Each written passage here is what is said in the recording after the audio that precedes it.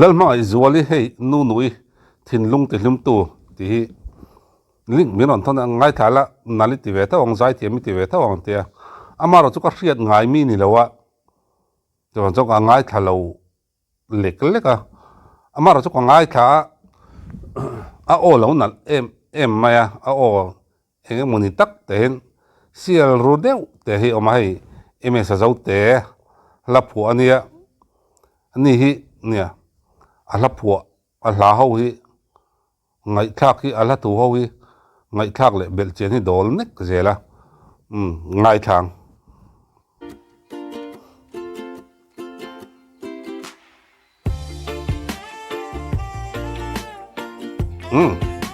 amal lang thui chi model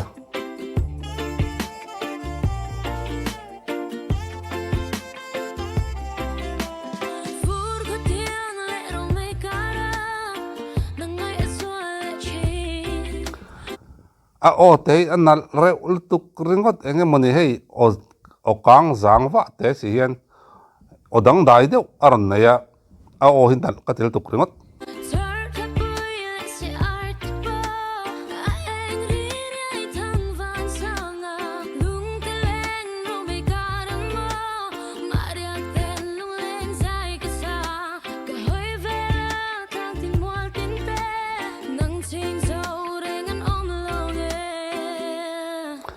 nga athodon na lumayan hei thatchiat mel deuh te hian in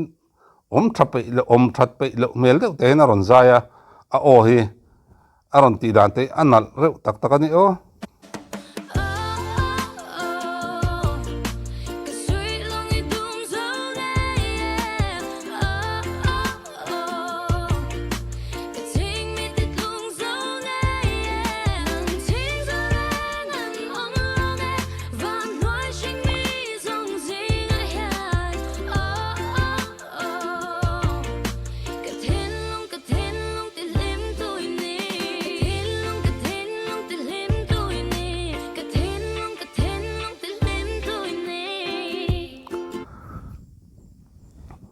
nia kan thinlung tu hlim tu berte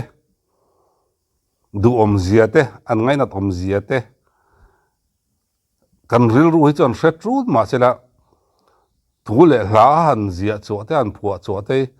thil har top khok te jinga mi hi chu ani ome ka ti hei mi heti zat hi kan ne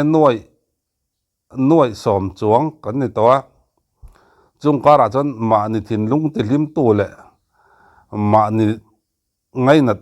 em mai te hi an nei hi kan ni deuh vek anga no pang chia deuh ti lo chu chung zinga chon he tianga hla at ron phua chuak tiam te thua ron ziak chuak tiam te tiang hi an tlem phar mani za point ling mi lo nia mi khring kan tam te rang nen hian chu wang chon heng hi he tianga nal tak maya moi ta ron chep chu hi a ol ai lo ni ti hi lang reng mai chu rang chon ms sa zo te ala tu che dan te ala tu ron kal chau dan te a sial re ka tia ei kan tun lai thang tar te la thu hi ka ngai tha kan top artist anga kan nei te an top rapper anga kan nei te mizo tong hi anom pong sual na sa thai mai ni hei poi ran pain lar e kila ka tia chung kara te chon hei thang thar te zinga hlanal deuh le hlamoi deuh mizo tong ron chep nal chau deuh hi an om le kau thina heng hi an hlu ka tia an hlu wong ka tia an thu le lai ngai tha ka nuam thin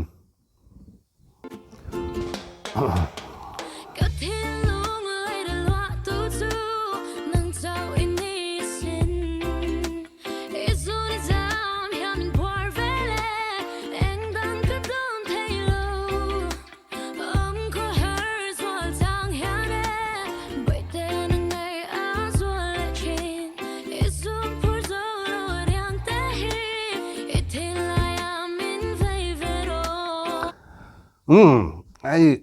katia he la a phua chan ta nian adon son hi avan om katia alakal phung chog reng le ala tu ron che chau da tang te hian a phua chan ni a chak om vong mai ka ti chu ti rolin thil pakhat phut chiar tareng reng a jon hei amel tha mai zo le nu nui amel tha anal boka avun te nala he kan tun lai thalai te thil in ti mu chu vun nal te vun no engkim mai hi ania in thil in ti mu atan chon thadeu mai ni ga ria hrisel na te an ngai poi mo ta zuk le muam lama ten in sum chau zera ti sen ti nung no nal biang tai tek tiang te make up phang lu tu lo pon kan nei chau ta heng hi a mo nuama a lo mom boka tin mason na ro pui tak pakhat nin ka ria kai ma chan nu noi po nal khop mai ati toy ponal amaro chu achang jing dewa pon fen ching lu tuk lawin feng se chu nal pui jok le zualang em o ti te karel ru chu ma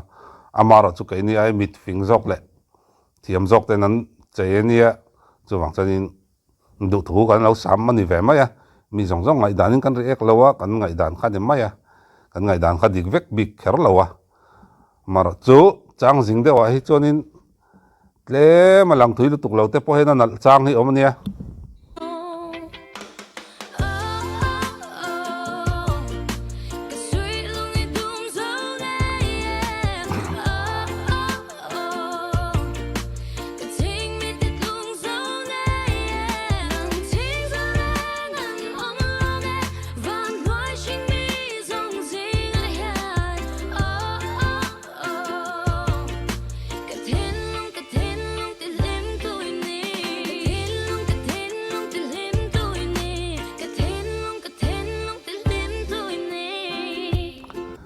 anal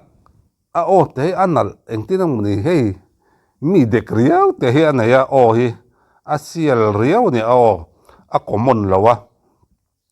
hetingang o ophoi ang chi te hi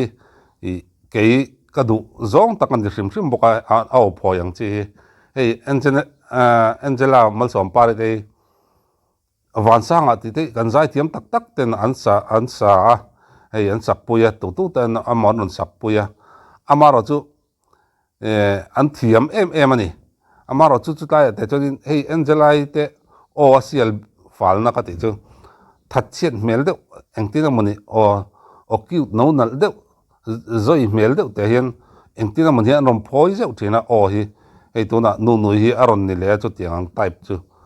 khatiang zul zui te khana ron nei le a o tiang o te ke ngai no be kan tikal mau peka ngai tha ka nuam ka ti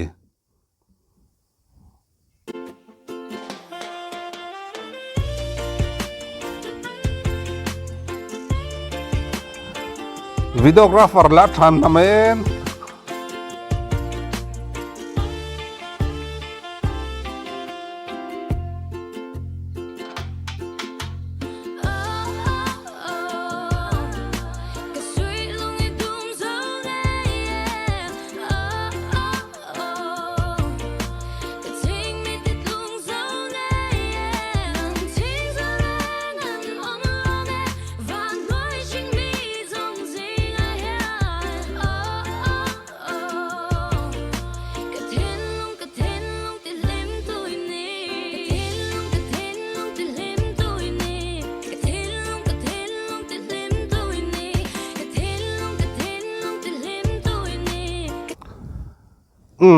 hei mun tam taka lang lawa tin thom no tam taka in bel lawa in thak chen lawa ka ti na ni chu ti chung chonin mun pakhat bial pakhata chau te an suta video hi min nok thatiam nok an sutan video hi chu ti chung chonin munuam em mai ni anal em engma hei nin om man kan tiang chi kha boring deuh kan tiang ka om mi alowin a video hrim hrim poi mu anuam em maya an mani mun nuam re boxia an thiang lim ser re boxia mun nuam em mai ni kan ei rimoi huang chunga hianin rimoi industry ati teng heta hianin videographer le dancer te hian van son em o ti karil ro lo oma zai thiam te ain dancer le videographer ten rimoi huang music industry man son sok dai maya an video lak amu hi nuam em hei tuna po thil mun bial zim te a mu nin om mi alo mu nuam em main anon su zo theya amu nom videographer that zia langa chumi pi alama chonin ei osiam te an tha em maya an sial je hi aron lang chiang ani videographer tha ni je hi aron lang chiang katia amu nuam ngoi thom no in thak chen ni box si lo bial zim box si boring box si lo mu nuam em mai ala thunen in mil tak a music nen a onen it choi deuh si muna nal deuh in tian zim te in mu nuam deuh zim te zau hu win aron la hi kan videographer te an sial zia lan nania nunui a o sial na men hladang thar nal tak nen kan hule zel tura be seila model te pani po an chelo ngang mai a video mu an tinuama ena tinuama tin soile soinu videographer that ziaron lang boka chumi pialama azai a o zong le rimoi ain me a ngai thaka nuam vong ani hun man nuam vek ole